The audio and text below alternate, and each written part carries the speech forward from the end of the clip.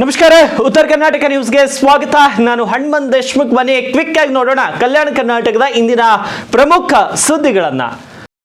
ಟ್ರ್ಯಾಕ್ಟರ್ಗೆ ಹಿಂದಿನಿಂದ ಬಂದು ಗುದ್ದಿದಂತಹ ಇನ್ನೊಂದು ಟ್ಯಾಂಕರ್ ಲಾರಿ. ಹೌದು, ಸೇತುವೆಯಿಂದ ಇದೀಗ ಟ್ರ್ಯಾಕ್ಟರ್ ಕೆಳಗೆ ಬಿದ್ದಿರುವಂಥದ್ದು. 4 ಜನರು ಸಾವನ್ನಪ್ಪಿದ್ದಾರೆ. ಹಲವು ಜನರಿಗೆ ಇದೀಗ ಗಂಭೀರ ಗಾಯಗಳಾಗಿದೆ ಅನ್ನೋ ವರದಿ ಆಗಿರುವಂಥದ್ದು. ವಿಜಯನಗರ ಮತ್ತು ಕೊಪ್ಪಳ ಜಿಲ್ಲೆಯ ಬಾರ್ಡರ್ನಲ್ಲಿ ಈ ಒಂದು ಘಟನೆ ಸಂಭವಿಸಿದೆ. ಹೊಸಪೇಟೆಯ ಟಿವಿ ಡ್ಯಾಮ್ ಭಾಗದಲ್ಲಿ ಈ ಒಂದು ಘಟನೆ ನಡೆದಿರುವಂಥದ್ದು. ರಾಷ್ಟ್ರೀಯ ಹೆದ್ದಾರಿ 50ರಲ್ಲಿ ಈ ಘಟನೆ ನಡೆದಿರುವಂಥದ್ದು. ಗಾಯಾಳುಗಳನ್ನ ಹೊಸಪೇಟೆಯ ಸರ್ಕಾರಿ ಆಸ್ಪತ್ರೆಗೆ ರವಾನೆ ಮಾಡಲಾಗಿದೆ. ವಿಜಯನಗರ ಎಸ್ಪಿ ಜಾನ್ವಿ, ಹೊಸಪೇಟೆಯ ಡಿವೈಎಸ್ಪಿ ಕೆಪಿ ಮುರಳೀಧರ್ ಸ್ಥಳಕ್ಕೆ ಭೇಟಿ ನೀಡಿ ಪರಿಶೀಲನೆಯನ್ನ ನಡೆಸಿದ್ದಾರೆ. ಆಂಬ್ಯುಲೆನ್ಸ್ ಮೂಲಕ ಗಾಯಾಳುಗಳನ್ನ ಹೊಸಪೇಟೆ ಆಸ್ಪತ್ರೆಗೆ ರವಾನಿಸಿದ್ದಾರೆ ಪೊಲೀಸರು. ವಿಜಯನಗರ ಜಿಲ್ಲೆ ಮತ್ತು ಕೊಪ್ಪಳದ ಈ ಒಂದು ಬಾರ್ಡರ್ನಲ್ಲಿ ಈ ಒಂದು ಘಟನೆ ಸಂಭವಿಸಿರುವಂಥದ್ದು. ಇನ್ನು ಆಯುಷಾರಾಮಿ ಕಾರನ್ನ ಬಿಟ್ಟು ಸೈಕಲ್ನ ಮೊರೆ ಹೋಗಿದ್ದಾರೆ ಉದ್ಯಮಿಯೊಬ್ರು. ಬೀದರ್ನ ಬಸವ ಕಲ್ಯಾಣದಲ್ಲಿ ಸೈಕಲ್ನ ಮೊರೆ ಹೋಗಿದ್ದಾರೆ ಉದ್ಯಮಿ. ಯಾಕೆ ಹೋದ್ರು ಮೊರೆ? ಸೈಕಲ್ ಮೂಲಕವೇ ಇವತ್ತು ಅಂಗಡಿಗೆ ಹೋಗಿದ್ದಾರೆ. ಗೋಲ್ಡ್ ಶಾಪ್ ಓನರ್, ಸಾಮಾನ್ಯರಲ್ಲ, ಗೋಲ್ಡ್ ಶಾಪ್ ಓನರ್. ಪ್ರಧಾನಿ ಮೋದಿ ಅವರ ಸಲಹೆಯಂತೆ ಇಂಧನವನ್ನು ಉಳಿಸಲು ಪ್ಲಾನ್ ಮಾಡಿ ಈ ರೀತಿ ಮಾಡಿದ್ದಾರೆ ಮಾಲೀಕರಾದ ರೇವಣಪ್ಪ. ಇಂದು ಸೈಕಲ್ ಅನ್ನ ತುಳಿದುಕೊಂಡೇ ಸಂಚಾರವನ್ನ ಮಾಡಿ ಅವರ ಒಂದು ಜ್ಯುವೆಲರಿ ಶಾಪ್ಗೆ ಹೋಗಿರುವಂತದ್ದು. ಸುಡು ಬಿಸಿಲಿನಲ್ಲಿ ಸುಮಾರು 2 ಕಿಲೋಮೀಟರ್ ಸೈಕಲ್ ಅನ್ನ ತುಳಿದು ಅಂಗಡಿಗೆ ಬಂದಿದ್ದಾರೆ ರೇವಣಪ್ಪ ಅವರು. ಬಸವ ಕಲ್ಯಾಣ ನಗರದ ಗೋಲ್ಡ್ ಮಾರ್ಕೆಟ್ ನಲ್ಲಿರುವಂತಹ ಬಂಗಾರದ ಅಂಗಡಿಗೆ ಇವತ್ತು ಹೋಗಿರುವಂತ. ಅವ್ರದೇ ಸ್ವಂತ ಅಂಗಡಿ, ಮಾಲೀಕರವರು. ಬೇಕಾದ್ರೆ ದೊಡ್ಡ ಕಾರಲ್ಲಿ ಬರಬಹುದಿತ್ತು, ಆದ್ರೆ ದೇಶದ ಹಿತಕ್ಕಾಗಿ ಇಂಧನ ಉಳಿಸುವುದು ಅವಶ್ಯಕ ಆಗಿದೆ ಅಂತ ಅವರು ಇವತ್ತು ಸೈಕಲ್ ಅಲ್ಲಿ ಬಂದಿದ್ದಾರೆ. ಹೀಗಾಗಿ ಸೈಕಲ್ ಬಳಸಿದ್ರೆ ಇಂಧನವನ್ನ ಉಳಿಸಬಹುದು. ಪ್ರಧಾನಿ ಮೋದಿ ಹೇಳಿದ್ದಕ್ಕಾಗಿ ಕಾರು ಬೈಕ್ ಅನ್ನ ಬಿಟ್ಟು ಸೈಕಲ್ ಮೂಲಕವೇ ಸಂಚರಿಸುವೆ ಅಂತ ರೇವಣಪ್ಪ ಅವರು ತಿಳಿಸಿರುವಂತದ್ದು. ನಾನು ರೇವಣಪ್ಪ ರಾಜಾಪುರ, ಹೊಸ ಕಲ್ಯಾಣ ಗೋಲ್ಡ್ ಮಾರ್ಕೆಟ್ ಅಂಗಡಿಯ ಮಾಲೀಕ. ಗೌರವಾನ್ವಿತ ನರೇಂದ್ರ ಮೋದಿ ಅವರ ಮಾತಿಗೆ ನಾವು ಬೆಲೆ ಕೊಟ್ಟು ಬಸವ ಕಲ್ಯಾಣ ಗೋಲ್ಡ್ ಮಾರ್ಕೆಟ್ ವತಿಯಿಂದ ಡೀಸೆಲ್ ಮತ್ತು ಗ್ಯಾಸ್ ಉಳಿತಾಯ ಸಲುವಾಗಿ ನಾನು ನನ್ನ ಸ್ವಂತ 2 ವೀಲರ್ ಗಾಡಿ ಮತ್ತು ಕಾರು ಇದೆ. ಆದರೂ ನಮ್ಮ ಗೋಲ್ಡ್ ಮಾರ್ಕೆಟ್ದಲ್ಲಿ ಸುಮಾರು 200 ದ್ವಿಚಕ್ರ ವಾಹನಗಳಿವೆ, 100 ಕಾರುಗಳಿವೆ. ನಾನು 2 ಕಿಲೋಮೀಟರ್ ನನ್ನ ಸೈಕಲ್ನಿಂದ ನಡೆದುಕೊಂಡು ಬಂದಿದ್ದೇನೆ. ಹಾಗೆ ಎಲ್ಲರೂ ಇದನ್ನು ತನ್ನ ಜೀವನದಲ್ಲಿ ಅಳವಡಿಸಿಕೊಂಡರೆ ದಿನಾಲು 50ರಿಂದ 100 ಡೀಸೆಲ್ ಪೆಟ್ರೋಲ್ ಬಸವ ಕಲ್ಯಾಣ ಗೋಲ್ಡ್ ಮಾರ್ಕೆಟ್ನಿಂದ ಉಳಿತಾಯ ಮಾಡಬಹುದು. ಆದ ಸಲುವಾಗಿ ನಾನು ಈ ಸಂದೇಶವನ್ನು ಎಲ್ಲರಿಗೆ ಸಾರುತ್ತಿದ್ದೇನೆ. ಸಂಕಟ ಏನೂ ಇಲ್ಲ. ಗೌರವಾನ್ವಿತ ನರೇಂದ್ರ ಮೋದಿ ಅವರ ಕರೆಗೆ ಹೋಗೊಟ್ಟು ನಾವು ದೇಶದ ಹಿತದ ಸಲುವಾಗಿ ಈ ಕಾರ್ಯವನ್ನು ಮಾಡಿದ್ದೇವೆ.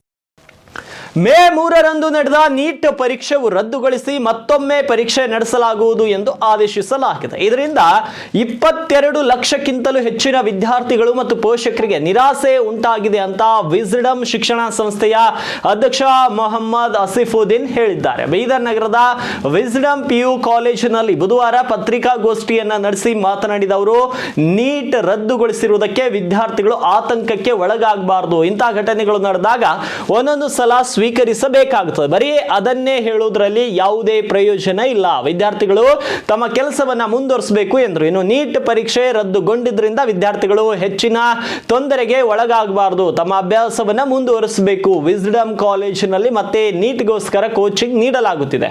ಪ್ರವಿಷನ್ ಉತ್ತರ ಪತ್ರಿಕೆಯ ಪ್ರಕಾರ 550 ಅಂಕಗಳು ಬರುವ ನಿರೀಕ್ಷೆ ಇರುವ ವಿದ್ಯಾರ್ಥಿಗಳಿಗೆ ಉಚಿತ ಕೋಚಿಂಗ್ ನೀಡಲಾಗುವುದು. ವಿದ್ಯಾರ್ಥಿಗಳು ಇದರ ಸದುಪಯೋಗವನ್ನು ಪಡೆದುಕೊಳ್ಳಬೇಕು ಅಂತ ಅವರು ಮಾಹಿತಿಯನ್ನು ನೀಡಿದ್ರು. वो नीट एकेडमी बीदर कर्नाटका आपके सामने ख़ास तौर से नीट मेडिकल एस्पिरेंट्स के लिए ये न्यूज़ कि NTA ने नीट जो 3 मई को हुआ था उसे कैंसिल कर दिया और रीनीट का ऐलान कर दिया। ये ऐसा मौका है कि more than 22 lakh NEET students और पेरेंट्स को इस खबर ने मायूस कर दिया। मैं इस मौके पर इन 22 लाख से ज़ायद स्टूडेंट्स से कहना चाहता हूँ कि बाज़ चीज़ें हो जाती हैं और जब वो हो जाती हैं तो उसे एक्सेप्ट करना और कबूल करना पड़ता है। सिर्फ उसी को पीटते रहने में कोई फ़ायदा नहीं है। इसलिए ज़हीन लोग वो हैं, होशियार लोग वो हैं जो किसी भी इवेंट को अपॉर्चुनिटी में कन्वर्ट कर लेते हैं। मैं मुबारकबाद देता हूँ उन नीट के बच्चों को जिन्होंने अच्छा स्कोर किया था और 600 से ज़ायद जिनके मार्क्स आने की उम्मीद थी। अब उन्हें एक और मौका है कि वो और अच्छी तरह स्कोर करेंगे और मैं उन्हें भी मुबारकबाद देता हूँ जो किसी वजह से नीट एग्ज़ाम को मैनेज नहीं कर पाए थे और उन्हें अफसोस रहा हो कि वो कम मार्क्स ले रखे गए। उन्हें भी ईश्वर की तरफ से ये एक मौका है कि वो तैयारी करें और फिर से री नीट एग्ज़ाम ज्वाइन करें। इस मौके पर मैं पूरे स्टूडेंट से कहना चाहता हूँ कि वो निराश ना हो। प्लीज़ आप पैनिक ना हो, स्टे काम।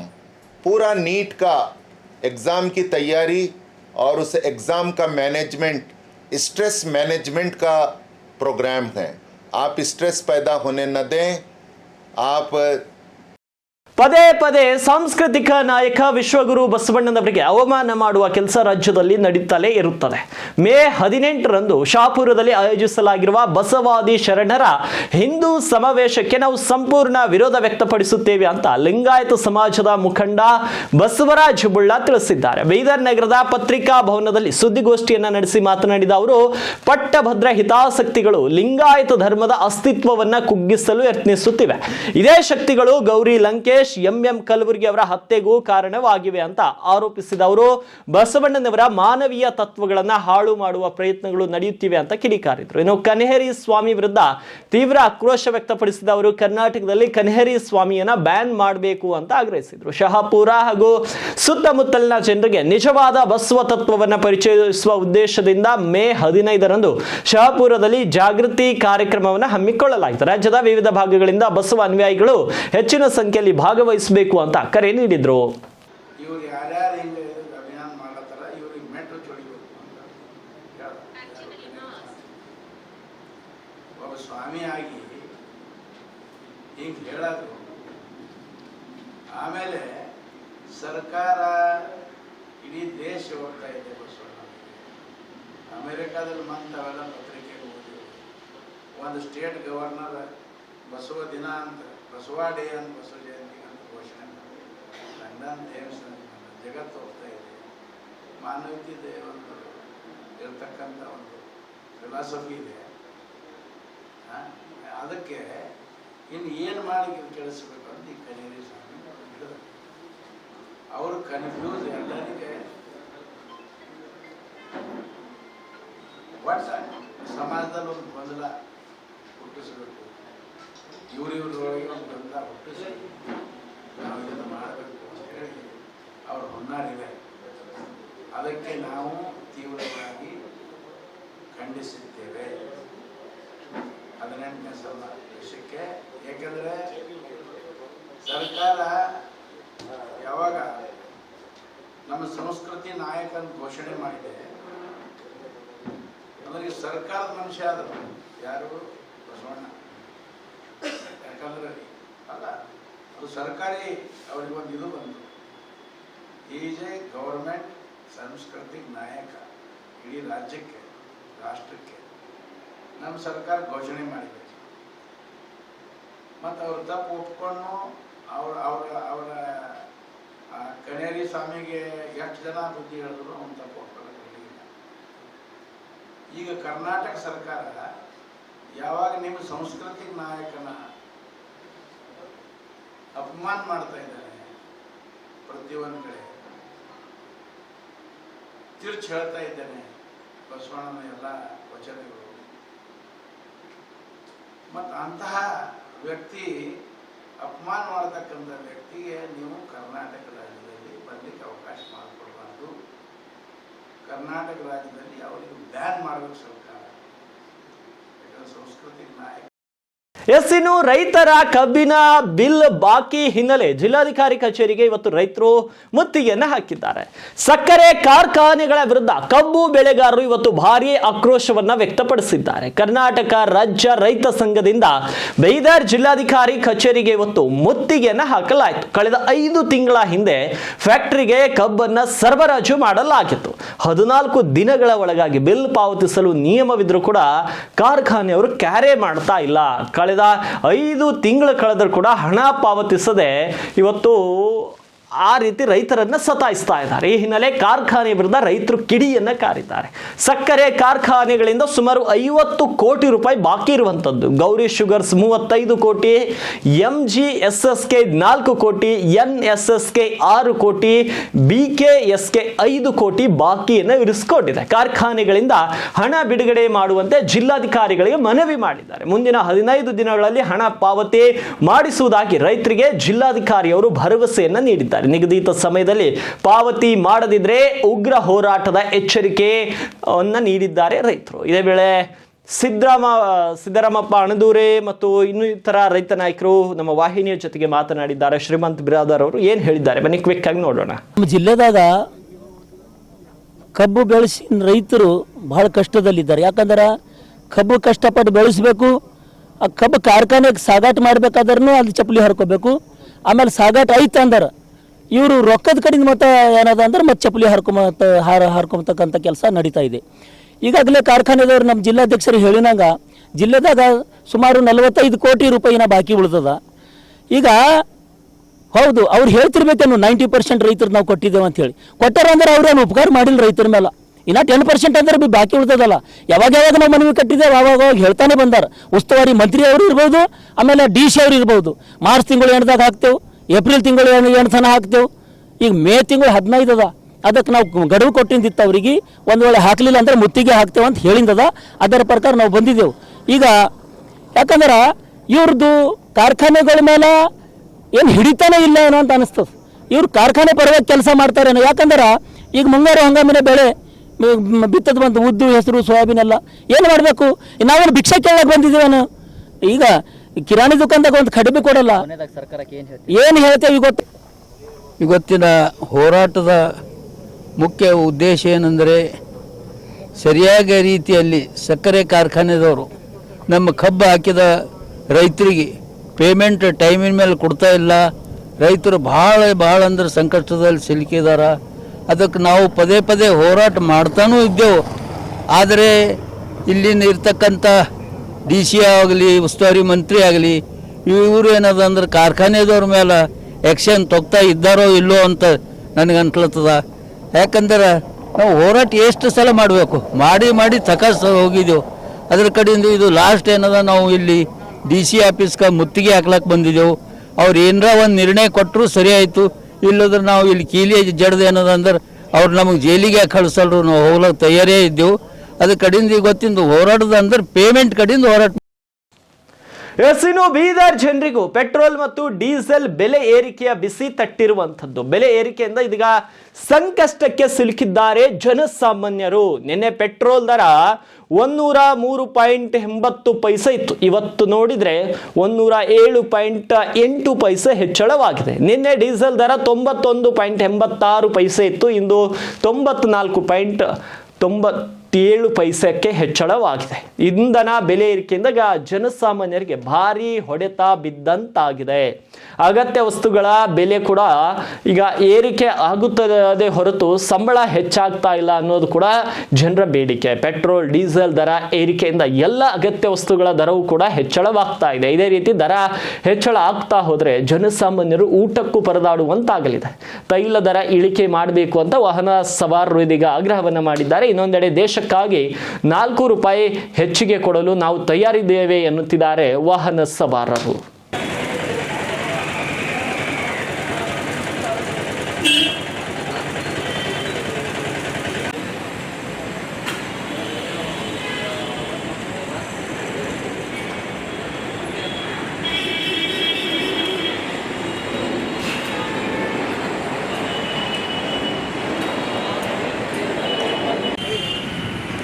ನಿಮಗೆ ಇರ್ತಾವ್ರ ಬೆಂಗಳೂರಾಗ ಹಾಕ್ತಾರ, ನಮಗೆ ಎಲ್ಲಿ ಇರ್ತಾವ?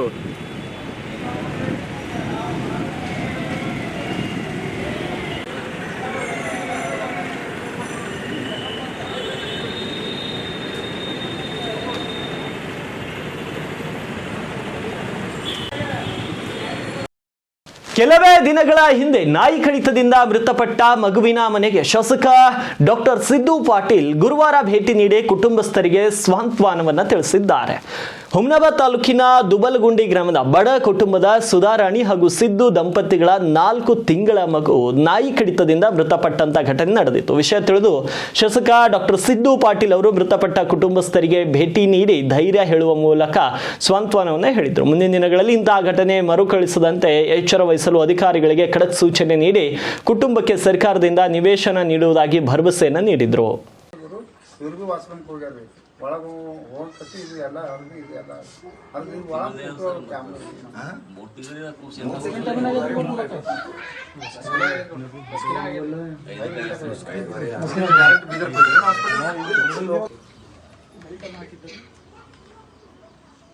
ಬೆಲ್ಟ್ ಎಲ್ಲ ಹಾಕಿದಂದ್ರೆ ಯಾರ್ದ ಮನೆಗಿಂದ ಇರ್ತದೆ, ಇದು ಸುಮ್ಮನೆ ಹಾಕ್ತಾರ.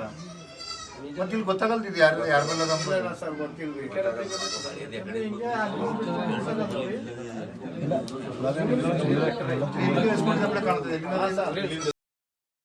ಕರ್ನಾಟಕ ರಾಜ್ಯದ ವಿವಿಧ ಹಾಸ್ಟೆಲ್ಗಳಲ್ಲಿ ಕೆಲಸ ನಿರ್ವಹಿಸುತ್ತಿರುವ ಹೊರಗುತ್ತಿಗೆ ನೌಕರರಿಗೆ ಕಳೆದ 4 ವರ್ಷಗಳಿಂದ ಸಂಬಳ ಹೆಚ್ಚಳ ಮಾಡದೇ ಇರುವುದಲ್ಲದೆ ಕನಿಷ್ಠ ವೇತನವೂ ನೀಡಿಲ್ಲ ಎಂದು ಆರೋಪಿಸಿ ಮೇ 25 ಮತ್ತು 26 ಸರ್ಕಾರದ ವಿರುದ್ಧ ಬೆಂಗಳೂರಿನ ಫ್ರೀಡಂ ಪಾರ್ಕ್ನಲ್ಲಿ ಹೋರಾಟವನ್ನು ಹಮ್ಮಿಕೊಳ್ಳಲಾಗಿದೆ ಎಂದು ಹಾಸ್ಟೆಲ್ ನೌಕರರ ಸಂಘದ ರಾಜ್ಯ ಅಧ್ಯಕ್ಷ ಭೀಮಶೆಟ್ಟಿ ಎಂಪಳ್ಳಿ ಅವರು ತಿಳಿಸಿದ್ದಾರೆ. ಕರ್ನಾಟಕ ರಾಜ್ಯದ ವಿವಿಧ ಹಾಸ್ಟೆಲ್ಗಳಲ್ಲಿ ದುಡಿಯುತ್ತಿರುವ ಹೊರಗುತ್ತಿಗೆ ನೌಕರರಿಗೆ ಕಳೆದ 4 ವರ್ಷಗಳಿಂದ ಸಂಬಳ ಹೆಚ್ಚಳ ಮಾಡದೇ ಇರುವುದನ್ನು ಖಂಡಿಸಿ ಹಾಗೂ ಕನಿಷ್ಠ ವೇತನ ಜಾರಿಗೆ ಒತ್ತಾಯಿಸಿ ರಾಜ್ಯ ಹಾಸ್ಟೆಲ್ ನೌಕರರ ಸಂಘವು ಮೇ 24ರಂದು ಬೆಂಗಳೂರು ಚಲೋ ಹೋರಾಟವನ್ನು ಹಮ್ಮಿಕೊಂಡಿದೆ. ಸಂಘದ ಅಧ್ಯಕ್ಷ ಭೀಮಶೆಟ್ಟಿ ಎಂಪಳ್ಳಿ ಮಾತನಾಡಿ, ಸರ್ಕಾರ ಕಳೆದ ವರ್ಷ ಹಾಸ್ಟೆಲ್ ನೌಕರರಿಗೆ ಕನಿಷ್ಠ ವೇತನ ನೀಡುವುದಾಗಿ ಭರವಸೆ ನೀಡಿದರೂ ಕೂಡ ಇದುವರೆಗೆ ಯಾವುದೇ ಕ್ರಮ ಕೈಗೊಂಡಿಲ್ಲ ಅಂತ ಆರೋಪಿಸಿದರು. ಇನ್ನು ನೌಕರರಿಂದ ಹೆಚ್ಚು ಕೆಲಸ ಮಾಡಿಸಿಕೊಳ್ಳಲಾಗುತ್ತಿದ್ದು ಕಡಿಮೆ ಸಂಬಳ ನೀಡಲಾಗುತ್ತಿದೆ. ಜೊತೆಗೆ ಕೆಲಸಕ್ಕೆ ಯಾವುದೇ ಭದ್ರತೆ ಇಲ್ಲದೆ ನೌಕರರು ಸಂಕಷ್ಟವನ್ನು ಅನುಭವಿಸುತ್ತಿದ್ದಾರೆ ಅಂತ ಹೇಳಿದರು. ಇನ್ನು ಹಾಸ್ಟೆಲ್ಗಳ ಕಾವಲುಗಾರರ ಸಂಬಳದಲ್ಲಿಯೂ ಕೂಡ ಕಡಿತ ಮಾಡಲಾಗಿದ್ದು ಈ ಎಲ್ಲ ಸಮಸ್ಯೆಗಳ ಪರಿಹಾರಕ್ಕಾಗಿ ಮೇ 25 ಮತ್ತು 26ರಂದು ಬೆಂಗಳೂರಿನ ಫ್ರೀಡಂ ಪಾರ್ಕ್ನಲ್ಲಿ ಬೃಹತ್ ಪ್ರತಿಭಟನೆ ನಡೆಸಲಾಗುತ್ತಿದೆ ಅಂತ ತಿಳಿಸಿದರು. ಇನ್ನು ರಾಜ್ಯದ ವಿವಿಧ ಜಿಲ್ಲೆಗಳಿಂದ ಸುಮಾರು 30,000ಕ್ಕೂ ಹೆಚ್ಚು ಹಾಸ್ಟೆಲ್ ನೌಕರರು ಈ ಹೋರಾಟದಲ್ಲಿ ಭಾಗವಹಿಸುವ ನಿರೀಕ್ಷೆ ಇದೆ ಅಂತ ಅವರು ತಿಳಿಸಿದ್ದಾರೆ. ಈ ಸಂದರ್ಭದಲ್ಲಿ ಜಿಲ್ಲಾಧ್ಯಕ್ಷ ಪರಶುರಾಮ್ ಹಡಲ್ಗಿ, ಕಾರ್ಯದರ್ಶಿ ಮಹಮ್ಮದ್ ಜಮೀರುದ್ದೀನ್ ಸೇರಿದಂತೆ ಅನೇಕರು ಉಪಸ್ಥಿತರಿದ್ದರು. ಇವಾಗಿದು ಈ ಕ್ಷಣದ ಪ್ರಮುಖ ಸುದ್ದಿಗಳು. ಮತ್ತೆ ಭೇಟಿ ಆಗ್ತೀನಿ ಮತ್ತೊಂದು ನ್ಯೂಸ್ ಬುಲೆಟಿನ್ ನಲ್ಲಿ.